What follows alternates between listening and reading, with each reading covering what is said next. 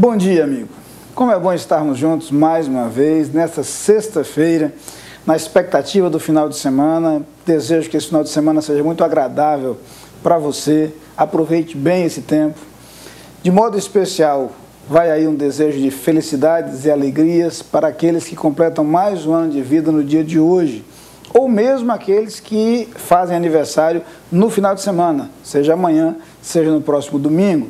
Para todos vocês, um abraço muito carinhoso, muito especial e o desejo de que as bênçãos do Senhor possam acompanhá-lo durante esse final de semana. A todos o convite.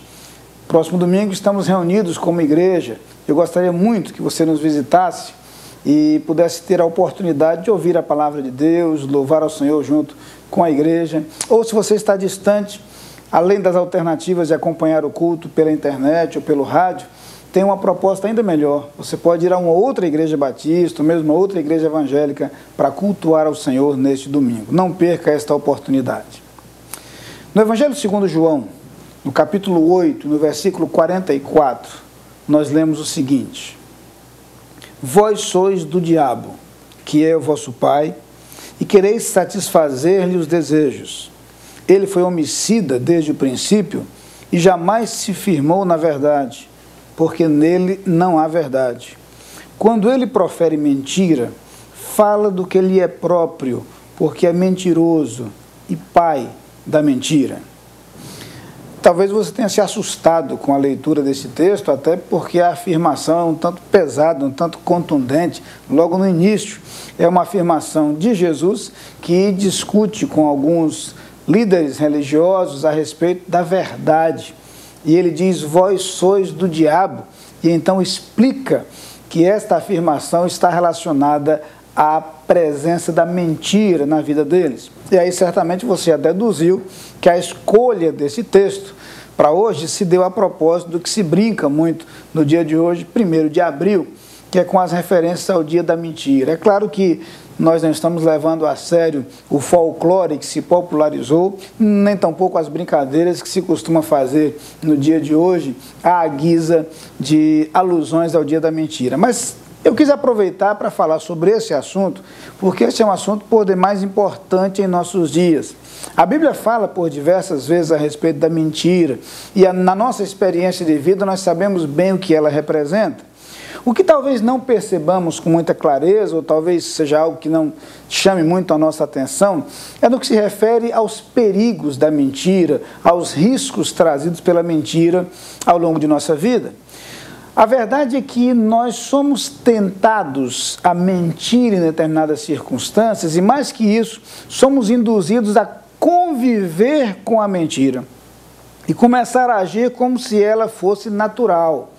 Em nossa sociedade, algumas vezes a mentira começa a entrar em alguns espaços sob várias justificativas, mas nós não percebemos que ao conviver com a mentira, nós começamos a achar que ela é natural e ela se torna cada vez menos incômoda. Assim como um abismo que chama outro abismo, a verdade é que a mentira sempre atrairá novas mentiras para a sua manutenção. A manutenção de uma mentira sempre demandará de nós novas mentiras, sempre haverá a necessidade de encobrir alguma coisa. E as pessoas muitas vezes não percebem que vão se enredando em meio à mentira e vão se tornando cada vez mais enroladas em determinadas situações das quais é difícil sair. Um dos problemas mais graves da mentira é o modo como ela penetra os relacionamentos, mina algo preciosíssimo a qualquer relacionamento, que é a confiança, e prejudica muito as pessoas envolvidas nesse tipo de relacionamento. Tem sido a mentira um grave problema nos relacionamentos familiares. A mentira tem sido um seríssimo problema na relação entre pais e filhos. A mentira tem destruído muitos casamentos, porque no relacionamento familiar, e esse é um excelente exemplo disso, a confiança é algo preciosíssimo, é algo fundamental. É na família que nós podemos abrir o nosso coração, nós podemos colocar o nosso ser diante dos outros, nós podemos ser mais nós mesmos, ser mais autênticos.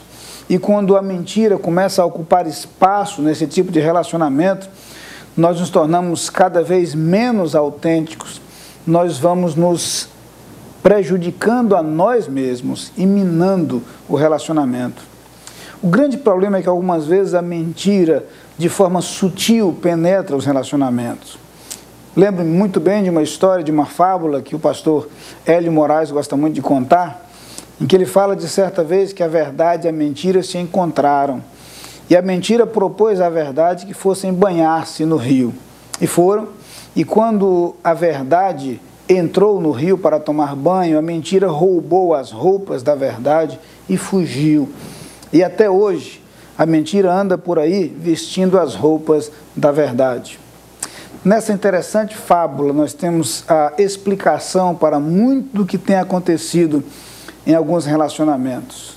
Disfarçada de verdade, a mentira tem penetrado em muitas relações e tem prejudicado a vida de muitas pessoas. Especialmente no terreno religioso, algumas mentiras têm trazido prejuízos tremendos.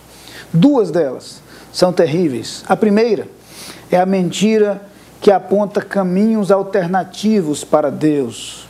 Quando Jesus Cristo disse, eu sou o caminho, a verdade e a vida, nenhum outro caminho há pelo qual podemos ser salvos.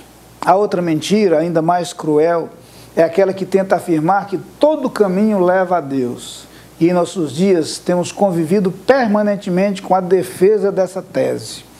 Quando a palavra de Deus claramente diz que há um só Deus e um só mediador entre Deus e os homens, Jesus Cristo. Precisamos pregar esta verdade, resgatar essa verdade. E é por isso que nesse capítulo 8 de João, Jesus diz, e conhecereis a verdade, e a verdade vos libertará. Em meio a tanta mentira, inclusive no terreno religioso, eu queria convidá-lo a experimentar e a conhecer a verdade que há em Jesus Cristo. Que não apenas em seus relacionamentos a verdade fosse cultivada como algo saudável, mas que em sua vida espiritual a única verdade que é Cristo seja o seu caminho para a salvação. Vamos orar. Muito obrigado, Senhor, porque em meio a tanto engano e a tanto erro, a Tua palavra nos apresenta a verdade. A Tua palavra nos aponta Cristo como caminho de salvação. Eu te peço, Pai, que cada pessoa que nos assiste nesse instante tenha primeiro a consciência de que Jesus Cristo é a única verdade que liberta, o único caminho da salvação. E em seguida, que cada pessoa que nos assiste também tenha em sua vida o amor pela verdade, a paixão pela verdade, que ela combata a mentira em seu viver. Eu suplico estas bênçãos no nome de Jesus. Amém.